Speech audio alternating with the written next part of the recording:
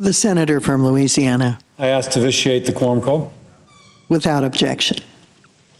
Madam President, I'm here to talk about the Save America Act. I've had two people already tell me my sign's upside down. You're probably thinking it. I can tell the pages are too. It's a lot easier to show your photo ID when you go to vote than it is to read this poster. How do I know that? Because I go to vote and I show them my photo ID.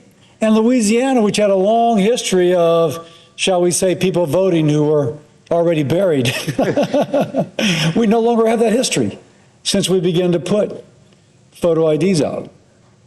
Think about that. No imposition upon our people, and yet now we don't have a problem with voter integrity, despite a long history of it, so I'm told. But we keep on hearing that it's too difficult. And so we have a common sense, widely supported bill which is being objected to. And the same people objecting to this bill don't object to having to show an ID to buy a gun.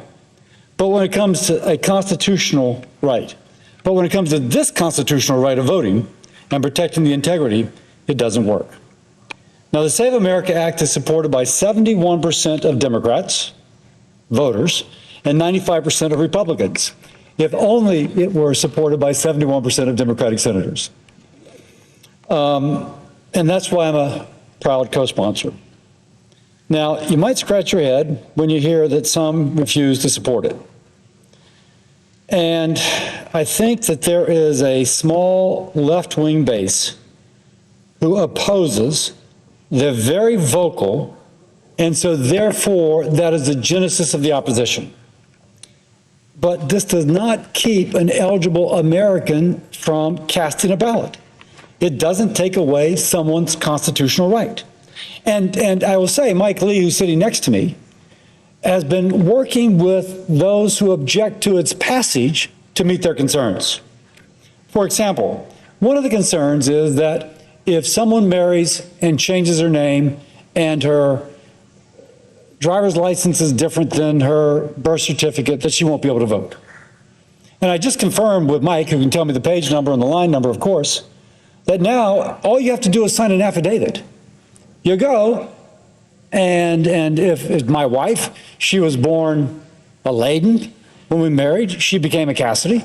If she went and they said, well, your birth certificate says Layden and now you're a Cassidy, she would sign an affidavit.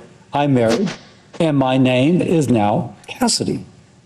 And boom, she's there. So the concern that it is discriminatory against women who marry and change and take their husband's last name, sign an affidavit.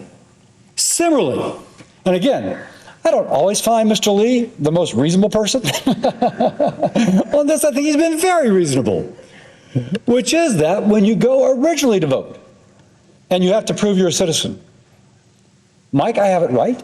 I'm sorry, I'm not addressing him, but you can sign an affidavit establishing, I don't have my birth certificate, but I was born on this date in this community, and you get to register to vote.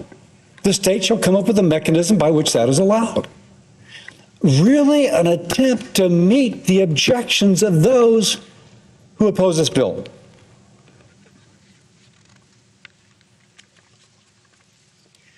Now, lack of documentation is not an issue. By the way, I'll also point out, I've lost my birth certificate in the past. I called the place where I was born, and within a week I had it in the mail. But now I'm sure you can do it online. So even should you need a birth certificate, people lose birth certificates all the time, and then they get them back. But we have to show photo ID or citizenship sometimes like at least a weekly basis. You fly, you open a bank account, you cash a check. All those are routine activities of our lives, and you show your driver's license, which is a real ID. So those who are opposing this say that they are concerned regarding the woman who marries and takes her husband's name. That has been addressed. That you have to prove citizenship and you don't have the documents when you go originally to vote. That has been addressed. That the very fact of showing an ID is discriminatory, and yet over and over again in life, we show IDs to do things that are part of daily life. I'll note that when the New York City Mayor Mandami offered New Yorkers a chance to make a little extra money snow shoveling during the blizzard last month, he required not one, but two forms of valid ID. So it's a weak argument when leading Democratic figures are having trouble, or having their citizens show ID. It's a weak argument that you have to endure some incredible hardship to show an ID to vote.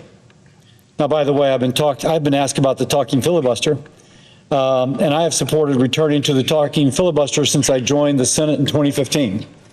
I still remember Jimmy Stewart's Mr. Smith Goes to Washington, and it was rough on the senators. But being rough on the senators, frankly, kind of pushed people together to get something done.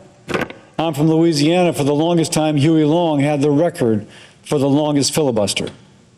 But that filibuster eventually either broke him or it broke the Senate in the sense that they were willing to compromise to get something done. So to my Democratic colleagues, I ask you to listen to the people. Pass the Save America Act. And with that, Mr. President, I yield the floor.